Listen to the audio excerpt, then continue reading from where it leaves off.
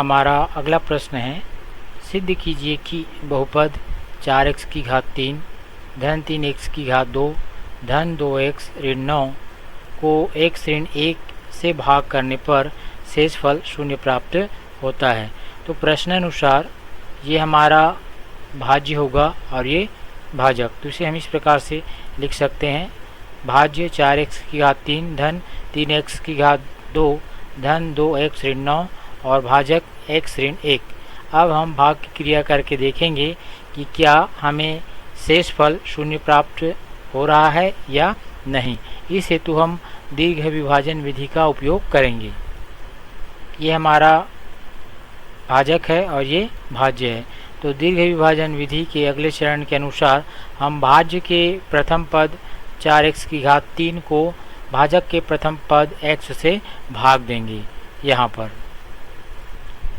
4x की घात 3 को x से भाग देने पर हमें यहाँ परिणाम प्राप्त होगा 4x की घात 2, जो कि भागफल का प्रथम पद है। इसके बाद दीर्घ विभाजन विधि के अगले चरण के अनुसार प्राप्त भागफल 4x की घात 2 का भाजक x ऋण 1 के साथ हम गुणा करेंगे। भागफल 4x की घात 2 का भाजक x ऋण 1 के साथ गुणा करने पर गुणनफल प्राप्त होता है 4x की घात 3 ऋण 4x की घात 2। इन पदों को हम यहाँ पर लिख लेंगे।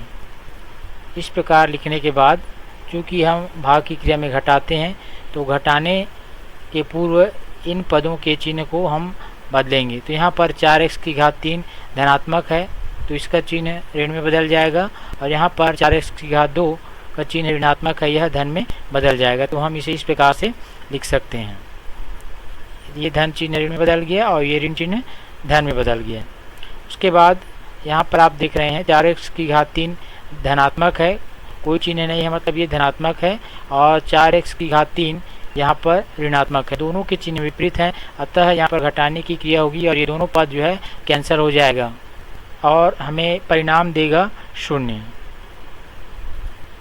इस प्रकार अब हम आगे बढ़ते हैं। यहाँ पर अगला पद है 3x की घात 2, इसका चिन्ह धनात्मक है, और यहाँ पर 4x की घात 2, इसका चिन्ह धनात्मक है। दोनों के चिन्ह समान हैं, अतः दोनों पद जुड़ जाएंगे और जुड़ करके हमें यहाँ पर परिणाम देगा धन 7x की घात 2। इस प्रकार से आप इसे लिख सकते हैं, धन 7x की घात 2।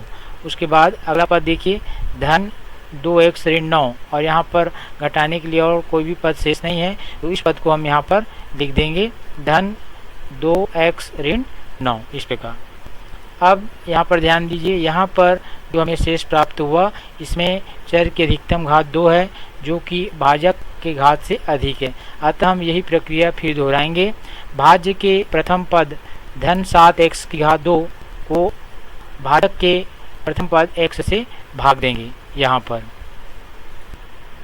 धन 7x की घात 2 को x से भाग देंगे, तो हमें परिणाम प्राप्त होगा धन 7x, जो कि भागफल का दूसरा पद है। अब हम धन 7x का गुणा भाजक x ऋण 1 के साथ करेंगे।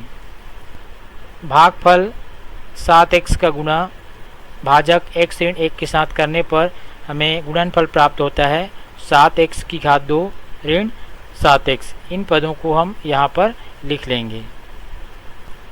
इस प्रकार लिखने के बाद अब हम भाग की क्रिया में घटाते हैं, तो यहाँ पर घटाने की प्रक्रिया करेंगे। तो घटाने से पूर्व यहाँ पर 7x की घात 2 का चिन्ह कोई चिन्ह नहीं है, मतलब ये धनात्मक है, तो यह ऋण में बदल जाएगा, और यहाँ पर 7x का चिन्ह ऋणात्मक है, वो धन में बदल जाएगा। तो इसे हम इस प्रकार से पहले इनके चिन्हों को बदल देंगे। ये धन का चिन्ह ऋण में बदल गया और ये ऋण चिन्ह धन में बदल गया। उसके बाद हम आगे की प्रक्रिया करेंगे। तो यहाँ पर देखिए 7x की घात 2 यहाँ पर धनात्मक है, और यहाँ पर 7x की घात 2 ऋणात्मक है, तो दोनों पदों के चिन्ह विपरीत हैं, अतः यहाँ पर दोनों पद घटाने की क्रिया से दोनों पद कैंसिल हो जाएगा और हमें यहाँ पर परिणाम प्राप्त होगा 0। इस प्रकार आगे बढ़ते हैं। अगला पद है 2x, इसका चिन्ह धनात्मक है, और यहाँ पर 7x है और यह भी धनात्मक हो गया है, तो दोनों के चिन्ह समान हैं, अतः दोनों पद जुड़ जाएंगे और हमें यहाँ पर परिणाम प्राप्त होगा धन 9x। इस प्रकार इसके बाद आगे बढ़ते हैं। यहाँ पर ऋण 9 है, लेकिन यहाँ पर कोई शेष पद नहीं है, इसलिए ऋण 9 को भी यहाँ पर हम लिख लेंगे। अब यहाँ पर ध्यान दीजिए, यहाँ पर जो हमें शेष प्राप्त हुआ इसमें x की अधिकतम घात 1 है, जो कि भाजक की घात के बराबर है। अतः यहाँ पर हम पुनः भाग की क्रिया को दोहराएंगे। भाज्य के प्रथम पद धन 9x को भाजक के प्रथम पद x से यहाँ पर भाग देंगे। धन 9x को x से भाग देने पर हमें यहाँ पर परिणाम प्राप्त होगा धन 9, जो कि भागफल का अगला पद है। फिर भागफल धन 9 का गुणा हम भाजक x ऋण 1 के साथ करेंगे। भागफल धन 9 का गुणा भाजक x ऋण 1 के साथ करने पर हमें गुणनफल प्राप्त होता है 9x ऋण 9। इन पदों को हम यहाँ पर लिख लेंगे। इसके बाद हम घटाने की क्रिया करेंगे।